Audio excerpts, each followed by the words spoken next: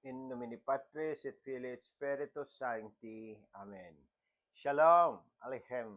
Magandang umaga sa ating lahat, sa anumang panig ng buong mundo.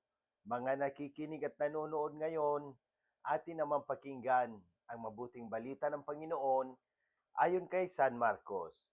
Glory to you, Lord Jesus Christ. Noong panahong iyon, sinabi ni Jesus sa mga tao, sinisindihan ba ang ilawan para itago sa ilalim ng takalan o kaya'y sa ilalim ng higaan? Hindi ba upang ilagay sa talagang patungan? Walang natatago na di malalantad at lihim na di mabubunyag. Ang may pandinig ay makinig at idinugtong pa niya. Unawain ninyong mabuti ang inyong naririnig. Ang panukat na ginamit ninyo ay siya ring gagamitin sa inyo ng Diyos at higit pa. Sapagkat ang mayroon ay bibigyan pa, ngunit ang wala, kahit ang kakaunting nasa kanya, ay kukunin pa. Ang mabuting balita ng Panginoon. Praise to you, Lord Jesus Christ. Pagnilayan natin bilang mga Romano Katoliko, sa mabuting balita ngayon, pinaaalalahanan tayo ni Jesus na ang ilaw ay hindi sinisindihan para itago, kundi para magbigay liwanag. Ibig sabihin, ang pananampalatayang tinanggap natin ay hindi lamang para sa ating sarili, kundi para ibahagi sa iba. Bilang mga Romano Katoliko, tinatawag tayong maging ilaw ng mundo. Sa ating mga tahanan, sa trabaho, sa komunidad, at maging sa social media. Madalas, may tukso na itago ang ating pananampalataya dahil sa takot na husgahan, kutyain, o hindi maunawaan. Ngunit sinabi ni Jesus na walang katotohanang mananatiling lihim magpakailanman. Ang katotohanan ng kanyang pag-ibig ay kailangan makita sa pamamagitan ng ating mga salita, gawa, at paraan na pamumuhay.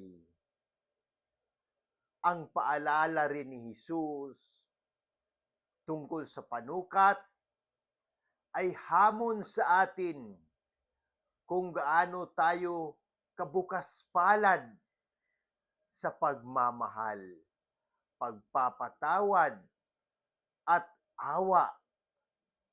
Ganoon din ang igagawad sa atin ng Diyos at higit pa. Kung nagbabahagi tayo ng kabutihan, mas lalo tayong pagpapalain.